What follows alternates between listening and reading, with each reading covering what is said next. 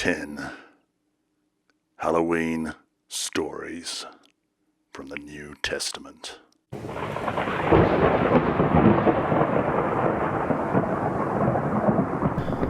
Hi everyone, it's time of the year again when kids dress up as wicked monsters and their favourite celebrities, and they run around bullying pensioners for sweets and candy. And we thought we'd take the opportunity to have a look at some of the scarier parts of the New Testament, which kind of sometimes get overlooked, especially when you kind of consider the graphic horror of them. We've got around 10 examples, it should be 10 examples, of terrible things that happen. Top 10 terrible examples. It's going to be a bullet point list. We're going to give you an example of the horror movie that these might be reflective of at the beginning, and then the verses, and talk about them for a few minutes. It's going to be a very quick show, but we're going to have lots of good stuff. Do you want to kick us off, Jono? Sure. Okay, so this is the top 10 Halloween stories out of the New Testament. First one we thought was pretty good. Acts chapter 12, verses 21 to 23. So on a set day, Herod, arrayed in royal apparel, sat on his throne and gave an oration to them. And the people kept shouting, "The voice of a God and not a man! The voice of a God and not a man!" Then immediately an angel of the Lord struck him because he did not give glory to God, and he was eaten by worms and died.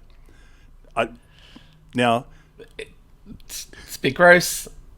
it's a bit gross. The thing I like about this one is that it's the use of the word immediately. And so in my mind, you know, what the writer of Acts is having us believe is that Herod, before all these people, was immediately eaten by worms. Now, notice it says he was eaten by worms and died. It's not that he died. Well, it's not like look at the word order. It's not as if it says, and then he died, and then he was eaten by worms. No, he was eaten by worms, and then as a result of the worms eating him, he died. Pretty gross. It's really gross. Yeah. And if you're interested in such gross films, there was a film made in 1976 called Squirm. You can find it on demand, and it might satisfy your horror fascination for worms this Halloween weekend. 1976. 1976. What a great year. I was 4, I think. Well, I think we were both 4, is that? Okay, so next up is number 9. And I think we're looking at Luke 11 for this. This is good. I like this one. If I like to think of Jesus around a campfire with his disciples, telling a bit of a horror story, perhaps in a pirate accent. Oh, you do the pirate accent. That would be perfect. No, I can't do one. You do a much better pirate than me. All right, you tell me where to start reading, and I'll do the pirate accent. This is Luke chapter 11, verses 24 to 26. 24 to 26. Easy. Yeah. All right. When an okay, pirates. When an impure spirit comes out of a person and goes through arid places seeking rest and does not find it, then it says, "I will return to the house I left." It's a bit Norfolk Farmer rather than pirate, but I'm going to keep going. Keep going. It's good. It's good. When it arrives, it finds the house swept clean and put in order. Then it goes and takes 7 other spirits more wicked than itself, and they go in and live there. And then the final condition of that person is worse than the first. There we go. Well, what's this talking about, though? What's this? What's it talking about? Unclean spirits. The New Testament is riddled with them. It's talking about entities that don't have a physical body, that are wandering around the earth from place to place, person to person, and causing damage. And we figured the perfect film for this would be Poltergeist. Yeah, Poltergeist. Which was a classic from the 80s. Yeah. Shouldn't build good. a house on an ancient burial ground. That's the lesson right, you take away from that movie. You didn't move the bodies. That's great. Okay. The next one's a bit of a generic one in that it's just the subject of hell in general. It's all over the shop, hell, in the New Testament. And in fact, it's not, because really the word is Hades. It's a bit of a tricky one. Hades. Christians understand this to be a destination, but in actual fact, Hades is a Greek god of the underworld. And this one always reminds me of Revelation chapter 20, verses 10 to 15, where it says that the devil who deceived them was cast into the lake of fire and brimstone, where the beast and the false prophet are, and they will be tormented day and night forever and ever. And then it goes on to say that you saw the dead, and the books were opened, and they were judged, and the sea gave up their dead that were in it, and death and Hades, capitalized in the English versions, as personalities. And I think death is another Greek god. If I remember correctly, Thanos? Maybe you can look that up. I don't know. Death as a person appears in a ton of cultures and is generally not an evil character. He's just a person that does his job and separates the soul from the body. But Hades and Thanos, I think, are consorts, and in Greek mythology are often depicted together. And in this case, they deliver up their dead who were in them, and then they were judged, each one according to his works, and then death and Hades were cast into the lake of fire. This is the second death. Wow. So there you go. But this second death evidently goes on forever and ever. Party on. Yeah, how does that even work? It's interesting, actually, that hell as a concept, as a Christian concept, doesn't appear throughout the Tanakh. It's a completely Christian thing. And even if you look at Greek and Roman mythology, Hades is a character. It's the person that delivers the body to the underworld. But everyone goes there. It's not a negative thing. That's just the next step. Yeah. And again, Hades is playing his role. It's very different. I'd be interested, actually, why the Christians have this, rather than just a river you cross, have this whole lake of fire that you die. And how do you take the boss of something, right? And then how do you take the devil and then make him someone that doesn't like being at work anymore? Anyway. It's a bit odd. Very Greek. Don't know that much about Greek mythology, but there it is.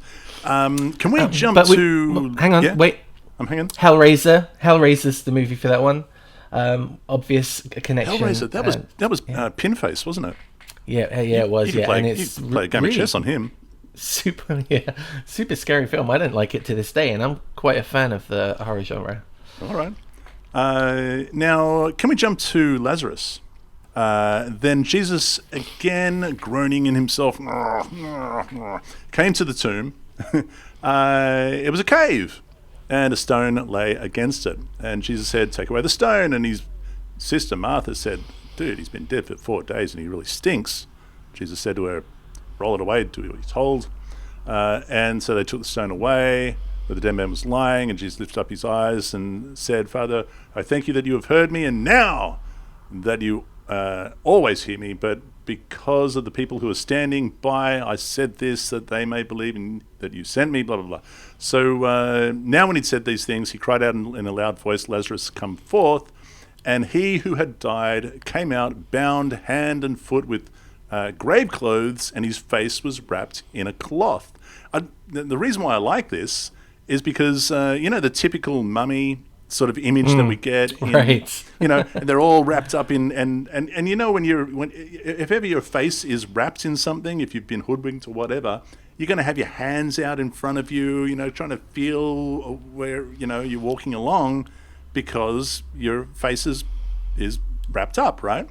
And that's how I imagine Lazarus coming out in all the grave clothes, like a mummy. He's been dead for 4 days. He kind of stinks a bit, and then eventually they come and unwrap him. There's a number of issues with this story that I find super funny. Like, if you look at Christian prophecy for Messiah, it's this person that dies and then comes back and then spends some time in the rock or in the ground. And Lazarus, to me, is the obvious answer to those questions. He actually had witnesses, one of them being Jesus, of being dead and placed in a tomb, and then he was resurrected. The first resurrection, I might mention, from the New Testament.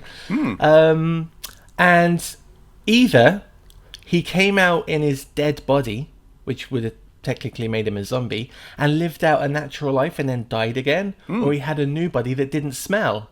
So he even had like a Pauline resurrection where he had a different body to the one he was originally in. Now this is an interesting thing, and I'm going to return to this because that is the question. Did he come out in zombie body, or did he come out in a brand new body that didn't smell? We don't know. Doesn't say. But we do have some clues in the upcoming Halloween examples from the New Testament. What is the movie for Lazarus? The movie for Lazarus, I thought would be the Reanimator, but I quite like the idea of just having the classic Mummy movie, the Boris Karloff movie. Yeah. Oh, okay, done. Mark chapter 5, verses 1 to 13. This is the wildly possessed, demon-possessed man. They came. Where did they come to? The other side of the sea, to the country of the place that I can't pronounce. And when he had come out of the boat, this is Jesus. Immediately he was met there by a bloke who came out of the tombs with an unclean spirit. It says one unclean spirit, but it gets going.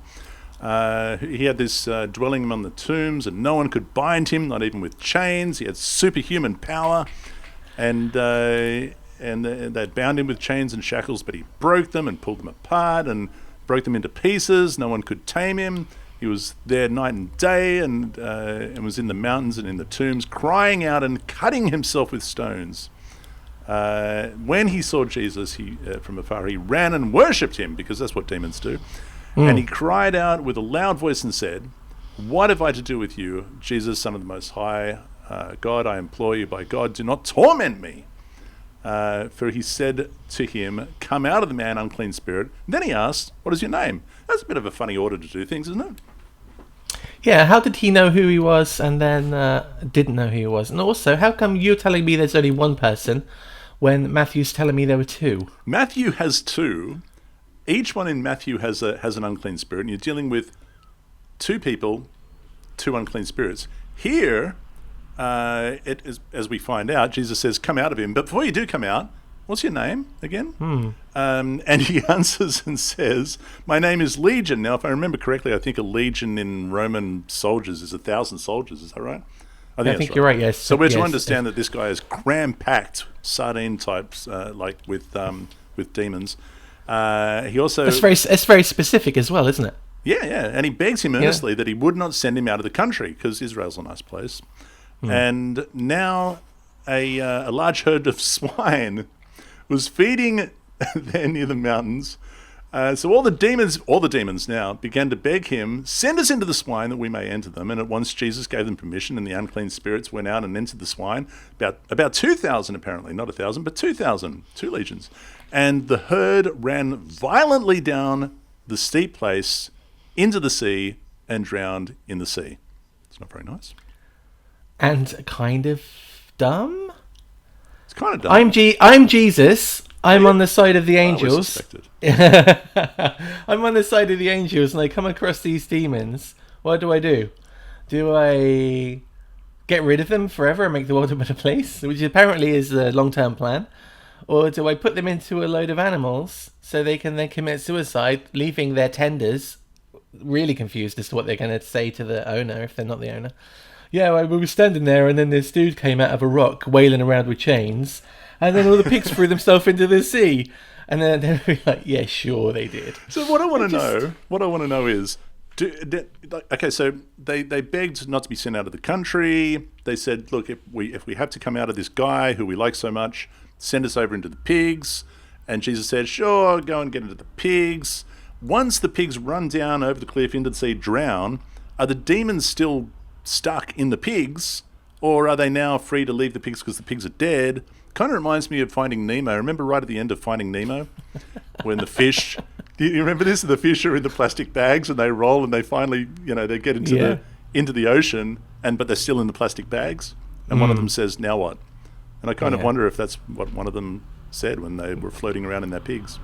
I have to assume they thought that was an out, and as soon as the pig died, they left the body. And for that reason, we're going to go with The Exorcist. But what if that's not the case? That leaves room still there for right a now. really, really good sequel. Demon-possessed zombie pigs. So the next one up, I think, is Judas and his suicide. So in the story, classically, he is led to betray Jesus by the master plan of Jesus, and for this he punishes himself. Yeah, and but do you know what? Yeah. The story doesn't begin here in Matthew 27. The story begins in John chapter 13, verse 26 and 27. And basically what we find out is they're at the Last Supper. Jesus says, the guy who sucks is the one I give the bread to. Then he throws the bread at at Judas, and at that point it says that Satan enters Judas, which makes it even more sinister. Very, very movie worthy. At that point, enter Judas here in Matthew chapter 27. Keep going. Now, just remember, everyone, this is a Satan-possessed Judas. Okay. Yeah, possessed entity. So he goes to the priests and says, "I know where Jesus is. I'm going to tell you where he is," and they give him some money. And then Jesus goes to Gethsemane. Before anything really tragic happens to Jesus, Jesus has a change of heart, and when he can't rectify the mistake he believes is done. So at this point, is the devil left Judas? I don't know. No, I don't know that we ever read that the devil leaves Judas. Maybe I've missed that, but I like to think that this is still a Satan-possessed Judas. And he's struggling, this internal conflict.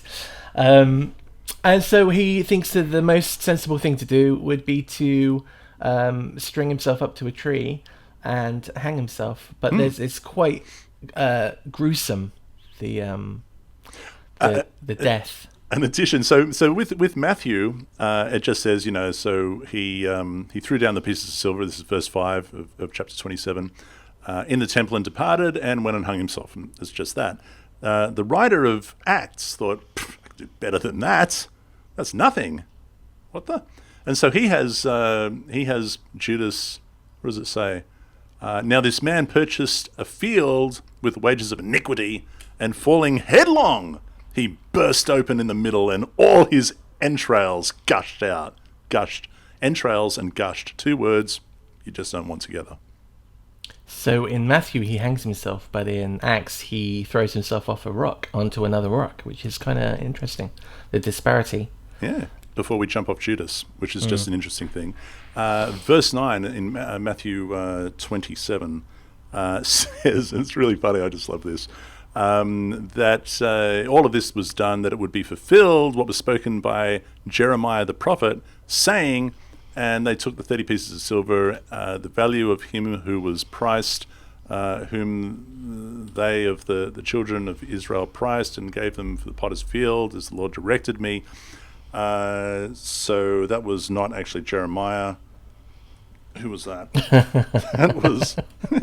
It's really funny. So if I go to my cross-reference in my New King James Study Bible here, and I go to the cross-reference to see what Jeremiah spoke, Zechariah, chapter 11, verse 12.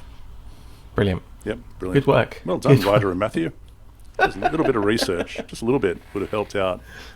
Wouldn't have looked like such a moron. Okay, moving on. Now, I don't know if I have a movie for Judas. For Judas. Well, surely it's got to be that horror movie by Mel Gibson. What was it called? because Mel tries to... I think Mel has him hanging himself, and then the branch snaps, and then he falls down, and I'm not sure that Mel really... As gory and disgusting as Mel's movie was, I don't know that he took advantage of the whole entrail gush. And instead of having him possessed by Satan, he had him tormented by little demon children, if I remember correctly. It's kind of weird. But that was definitely a horror movie. But maybe we can go the Crucible, because there's lots of hangings in that. Is there? All right, done. It's a good movie. Okay. All right, next one. John chapter 6, verses 53 and on. Let's do this. Jesus said, this is Jesus' words, "Most assuredly, I say to you, unless you eat the flesh of the Son of Man and drink his blood," we've talked about this so many times, "you have no life in you. Whoever eats my flesh and drinks my blood has eternal life, and I will raise him up on the last day. For my flesh is food indeed, and my blood is drink indeed. He who eats my flesh and drinks my blood abides in me, and I in him." You know what is worrying? There was a time when I'd read that and think that was okay. "He who feeds on me will live because of me." Blah. All right. Movie? The movie for this is The American Werewolf of London, because in the werewolf lore, if you get bitten by a werewolf and you take their blood and saliva into your body, you then have that power of the werewolf. And for me, this kind of rings a bell. Yep. In that if you eat the blood and drink the blood and eat the flesh, then you have Jesus in you, and you're a little bit of Jesus And every day. that is why in verse 66 it says, "From that time, many of his disciples went back and walked with him no more." They thought, we don't want to be werewolves. Too much. Yep. Not having that. We're almost there, Thomas. This is actually kind of interesting. It's one of my, I don't want to say favorite, but it's one of the most interesting stories for me after the kind of resurrection event. In that Thomas Didymus, some Bible scholars believe, was a twin of Jesus, or they looked super similar. That's what I've got in the New King James. It says, "Now Thomas, called the twin, one of the 12." Maybe. And so there are some people that think that actually the resurrected body may have been this Thomas, and you never see them in the same room like Superman and Clark Kent. But for this story, for which there are no witnesses. Okay. So what happens is that those who apparently observed the risen Jesus at the tomb has now they've come back and they've told their story, and Thomas is like, "No, dude, I don't believe you unless I can put my finger in the holes in his hand and I can do all of these ones. I'm not believing you." And all of a sudden, what happens? Jesus kind of pops up and says, "Yo, Thomas, put your finger in my hole." Oh, that sounded really wrong. No, you can't. How's it read? Okay, I'm going to read it from verse 26. "And after 8 days..." I'm sure there's a movie for that, but we won't get there. And after say, "Put your finger here." After 8 days, his disciples were again inside, and Thomas with them. Jesus came, the doors being shut, and stood in the midst, and said, "Peace to you," because that's it suddenly appears. Now, okay, now the thing that we get out of this, because he does say, then he said to Thomas, "Reach your finger here," and we assume, and look at my hands. So we assume hands, finger, nail hole. That's probably what he's done. And then it gets even more gory. "And reach your hand," not finger, but hand, "and put it into my side." Do not be unbelieving, but believing. Now, what we are to understand from this, and this goes back to what we were talking about earlier on with Lazarus. Did Lazarus have a brand new body, or did he have kind of a smelly zombie type body? Here we learn that Jesus had the zombie body. Jesus still has all the same wounds. He would have been whipped with an inch of his life, flesh hanging off his back, probably bones showing, maybe, I don't know, crown of thorns, all of those gear. He's being beaten by the Roman soldiers. He's not looking real good. He's got holes in his hands and in his feet. He's got a big hole, a hole that you can put your hand into in his side, and he's just wandering around. Resurrected Jesus. So definitely zombie Jesus happening here. If it's good enough for Jesus, surely it's good enough for Lazarus. That's what I reckon. It's not good enough for Paul, though. Paul says he has a brand new body and everything's fixed. Yeah, but maybe as far as Paul's concerned, there's some time had passed and there was a bit of an upgrade. I don't know. This is some sort of heavenly Jesus. This is not the walking Jesus. I don't know. This is can we say that this is the pre-raptured ascending Jesus? The pre-rapture Jesus. Yeah, so or the pre-ascension Jesus. Yeah, it's rapture. Bit of plastic surgery when he got up there, and he was all right when he came back. Got the upgrade. Yeah. So now that movie is the Romero classic, The Living Dead. Oh, of course, because he was technically the Living Dead. Now, speaking of the Living Dead. This one is brilliant, and when I think of this one, I always remember something that you pointed out to me, which made it all the more awesome. This is is this Matthew chapter 28? Is that what this is? 27, I think. Is it 20? It's still in 27. Oh, this is after Judas. 27 verses 52 to 53. Give it to us. When Jesus died and cried out with a loud voice, he yielded up his spirit, and at the moment the veil in the temple was torn in two from top to bottom. The earth quaked, and the rocks were split open, and the tombs broke open, and the bodies of many saints who had fallen asleep were raised. And after Jesus' resurrection, and in brackets I'm going to say some 3 days later, they came out of their tombs and entered the holy city and appeared to many people. After that, okay, so this is what I've got. I've got in the New King James, and the graves were opened. many bodies of the saints, many, maybe not all, but many bodies of the saints who had fallen asleep were raised, and coming out of the graves after his resurrection, they went into the holy city and appeared to many. Now, just going back to Thomas and the zombie Jesus, put your hand in here and your whole and the hand and all of these ones, he's obviously still pretty messed up. I assume if it's good enough for Jesus, good enough for these guys. I reckon these guys are kind of pretty decayed. This is definitely a zombie apocalypse. And I had no idea until years ago you pointed out to me, you do realize they were raised when he died. The graves were opened when he died, but they didn't go wandering around into the town until after his resurrection. So what you've got is risen zombies lying, like, I had to go and check it when he showed it to me. Risen zombies lying in their coffins or in their ossuaries or whatever it is they've got. What is this? The sepultura, there's sarcophagus, there's whatever. They're all lying there for 3 days going... You raise a good point, because the tradition is to place the body into a tomb for a period of time until it is just bones, and then the bones are put into an ossuary and they go into a different tomb. Yeah. And so you have to assume that either these were skeletons or freshly dead people. But I still think that I was thinking maybe about that's why it says many, but not kind of insinuating not that all, not all of them. Just those who... And imagine the mess that a body would be in after the tomb it was in was smashed open because of an earthquake. You'd get mashed to pieces. It would be gross. But it is kind of funny to think that they were laying there for 3 days. 3 days! Now, that was weird. Apparently 3 days, and then they get to go wandering around, and nobody mentioned it ever. No. Ever. Nobody mentioned it ever. It's not in any of the other Gospels. It's nowhere else in the New Testament. No one ever recorded such a thing. And then what happened to them?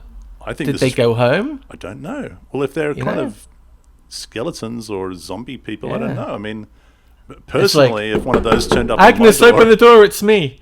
Agnes, I haven't seen you in years. Let me in. It's just crazy. I wouldn't be letting that one in. No. That's time to go and get your chainsaw, people. Yeah. Zombie apocalypse, never mentioned in any other historical document, and I think we all know why. That's number one. Is that it? It is number one. That's Return of the Living Dead. That had to be, really. Return of the Living Dead. What's kind of cool is that zombies are very hip right now, so well done, New Testament, for having way ahead things of on the times. pulse of modern time. Yeah. It's great. I think that's it. That's our top 10. I think it is. New Testament scary stories. Top 10 Halloween stories from the New Testament. There they are.